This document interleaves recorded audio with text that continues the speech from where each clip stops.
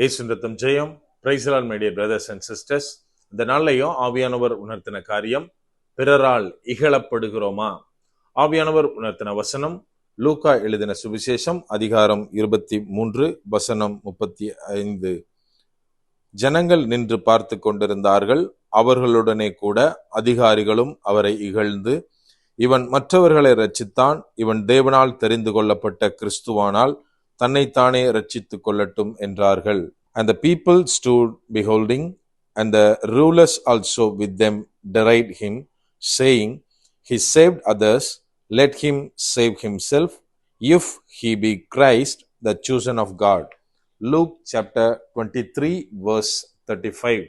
என கண்மானவர்களே, இந்த இடத்திலே என்ன எழுதப்பட்டுள்ளது அப்படின்னா, இயேசுவை சிலுவையில் அறைந்து அவர் தொங்கிக் கொண்டிருக்கிறார்.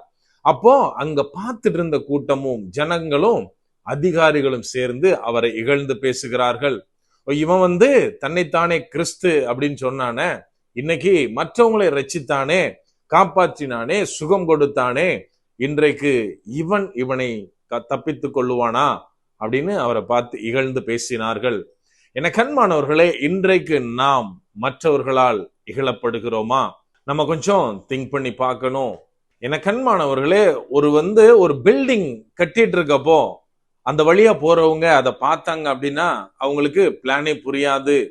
அவங்க பாக்குறப்போ சில காரியங்கள், என்னடா இது இவ்வளவு மோசமா இருக்கு, ஃப்ரண்டேஜ்ல கொஞ்சம் ஸ்பேஸ் விட்டுருக்கலாம், இன்னும் கிச்சன் சின்னதா இருந்த மாதிரி இருக்கு, அப்படி இப்படின்னு 1000 குறைகள் தெரியும். ஆனா நம்ம ஒண்ணு புரிஞ்சுக்கணும், கட்டி முடித்த பிற்பாடு யாரெல்லாம் அந்த பில்டிங்க இது மோசமா இருக்கு, இது சரியில்லை, இது இப்படி இருக்கலாம் அப்படின்னு விமர்சனம் பண்ணாங்களோ அவங்க எல்லாருமே வாவ் எவ்வளவு அழகா வந்திருக்கு அப்படின்னு சொல்லுவாங்க.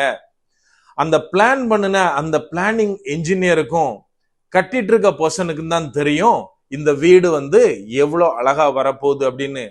அதே போலதான் தேவன் இந்த நாட்களில் நமக்கு ஒரு ஊழியத்தை கொடுத்திருக்கிறார் அப்படின்னா, அந்த ஊழியத்தை நாம் சென்று கொண்டிருக்கும் போது, அந்த பாதையிலே நடந்து கொண்டிருக்கும் போது பாக்குறவங்களுக்கு ஐயோ இவங்க ஏன் இவ்வளவு பரிதாபமான நிலையில இருக்காங்க, இந்த இடத்துல இது சரியில்லையே, இத இந்த மாதிரி செய்யலாம, இப்படி செய்யறதுனால இவங்க குரோத் ஆன மாதிரி தெரியல அப்படின்னு அநேக காரியங்கள் எழும்பலாம்.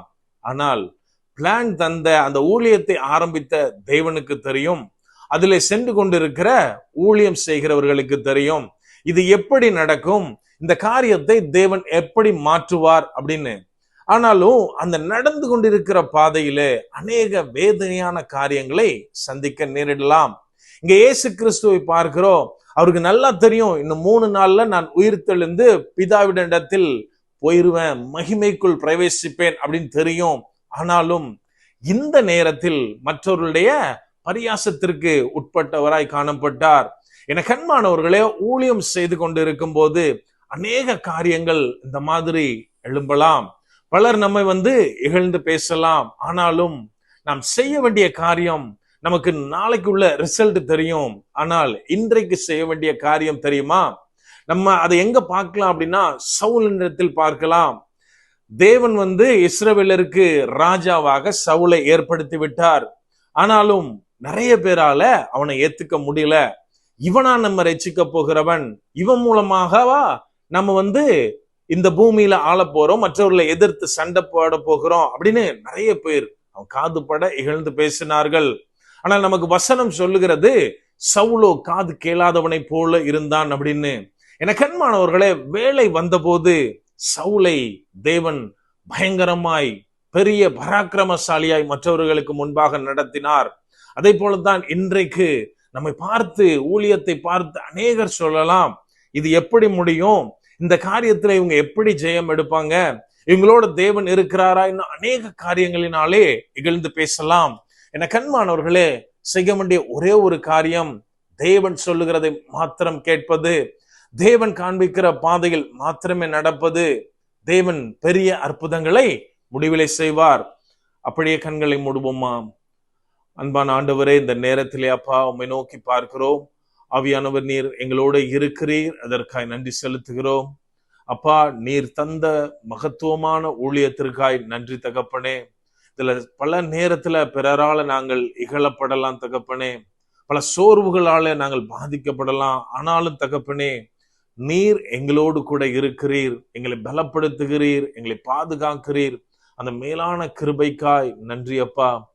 ஆவியானவரே, எந்த விதத்திலும் நாங்கள் வழி விலகி போகாதபடிக்கு எங்களை நீர் பாதுகாத்து கொள்ளுங்க. எந்த விதமான அட்டாக்ஸ் வந்தாலும், சோதனைகள் வந்தாலும், நாங்கள் உம்முடைய வழியிலிருந்து விலகாமல் இருக்க நீர் எங்களுக்கு கற்றுத்தாங்க. முற்றிலுமா எங்களை தாழ்த்தி ஒப்பு கொடுக்கிறோம். பலப்படுத்தி ஆசீர்வதிங்க. மீட்பர் இயேசு மூலம் ஜெபிக்கிறோம். ஜெபம் கேளும் எங்கள் நல்ல பிதாவே. ஆமென். God bless.